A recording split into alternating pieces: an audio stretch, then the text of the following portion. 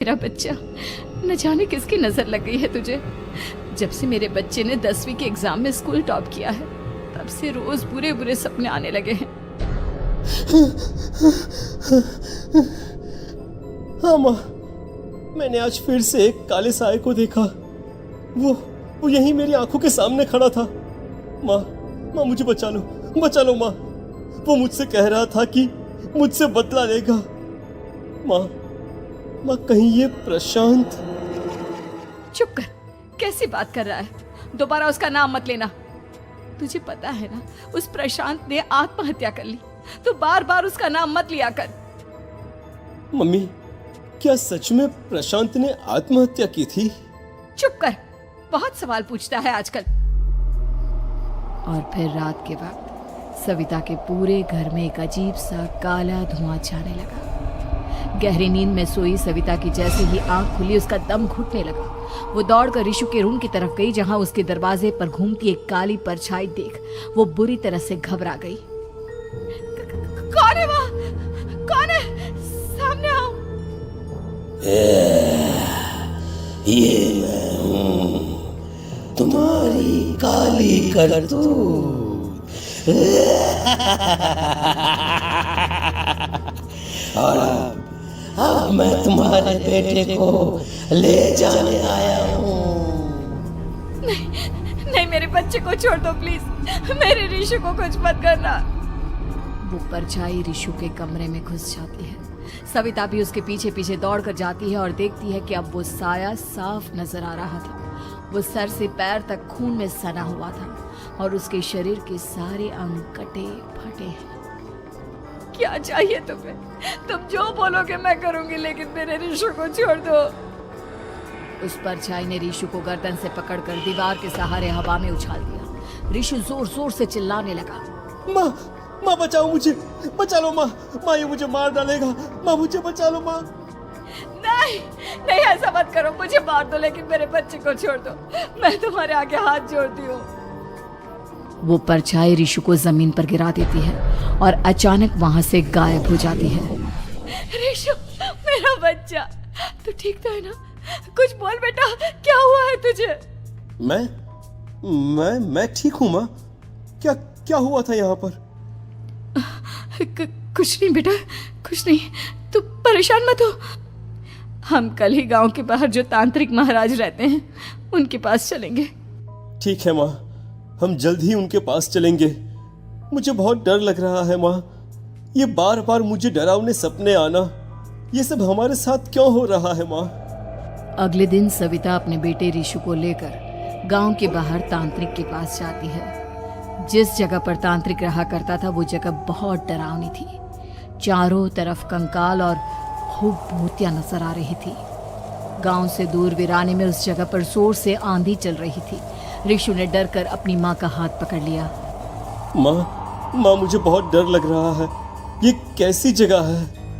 देख बेटा, हमारे साथ जो कुछ भी हो रहा है, उसका इलाज सिर्फ और सिर्फ ये तांत्रिक महाराज ही बता सकते हैं। अब यही है जो हमें प्रॉब्लम से बाहर निकाल सकते हैं। जैसे ही सविता और ऋषु तांत्रिक की झोपड़ी के अंदर पहुंचे, वहां का नजारा देखकर उनकी आंखें फटी की फटी रह गई। तांत्रिक की झोपड़ी के अंदर कई सारे लोग अपनी गर्दन घुमा घुमा कर जोर जोर से चीख रहे थे। कौन हो तुम और यहाँ क्यों आई हो? महाराज, मेरे बेटे को कुछ दिनों से एक डरावनी काली परछाई नजर आती है और कल रात उसने मेरे बेटे पर हमला भी कर दिया।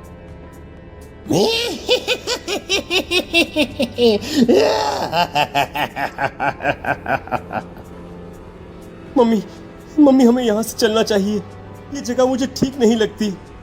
नहीं बेटा, ऐसा नहीं कहते। रुक जाओ, 2 मिनट के लिए रुक जाओ। क्या कहा? काली परछाई?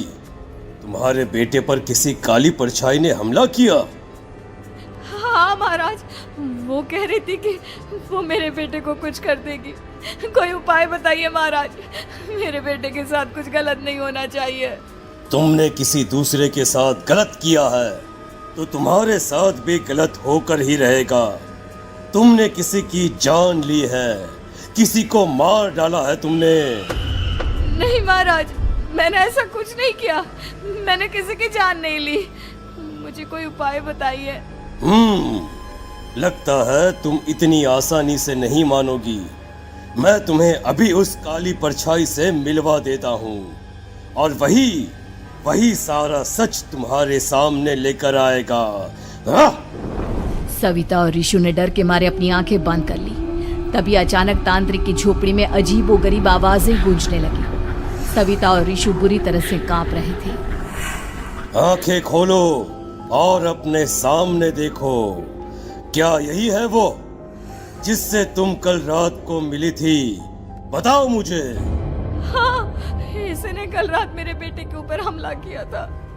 ये उसी लड़के की भटकती हुई आत्मा है जिसे कुछ दिन पहले तुमने मार डाला था।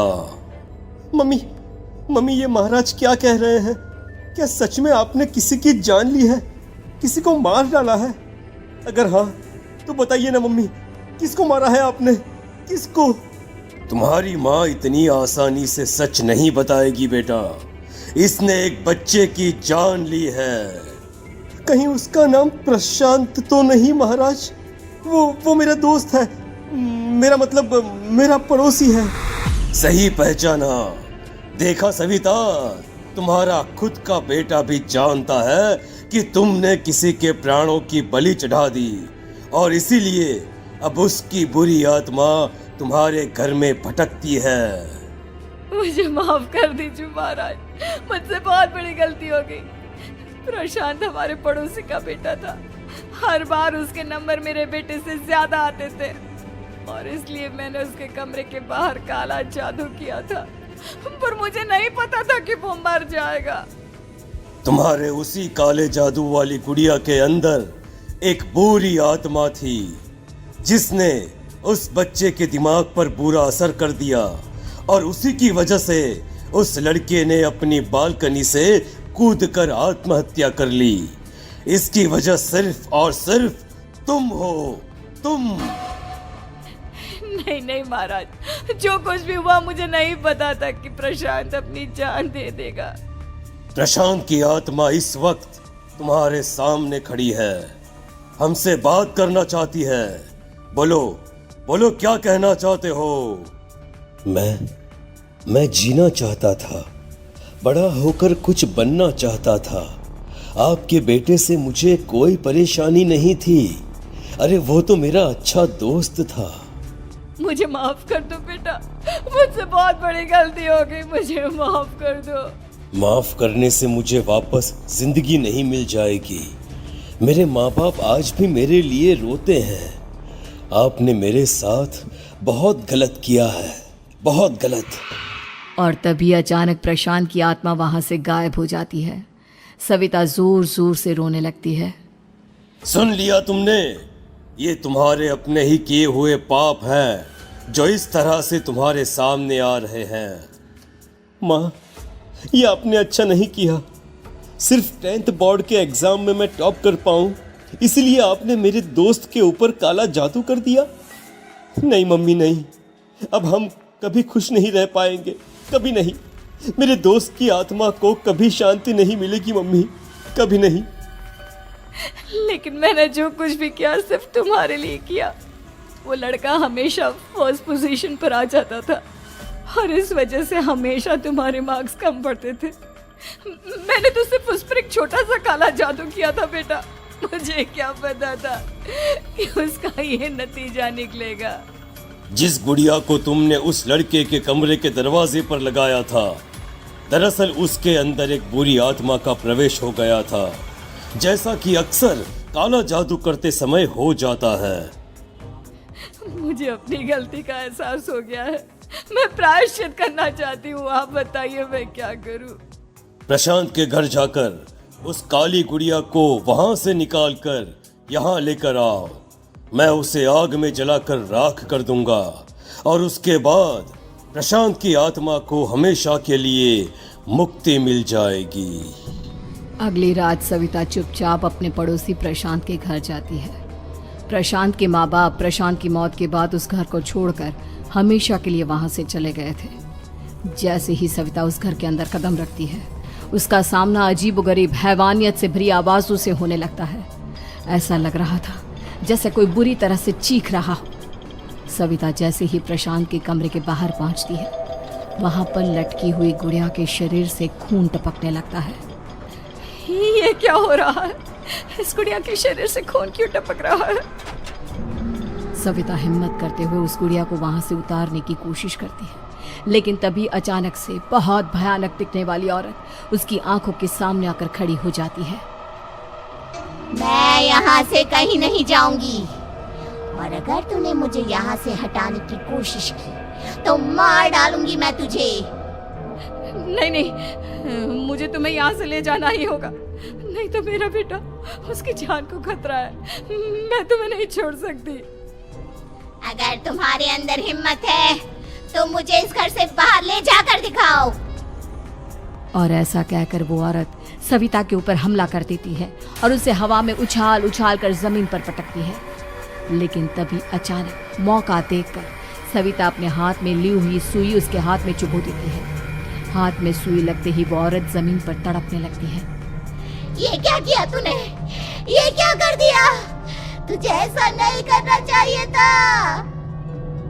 तांत्रिक ने मुझे कहा था कि तुझसे जीतने का सिर्फ यही एक तरीका है जिससे मैं अपने पापों का प्रायश्चित कर सकती हूँ और अपने बेटे की जान बचा सकती हूँ।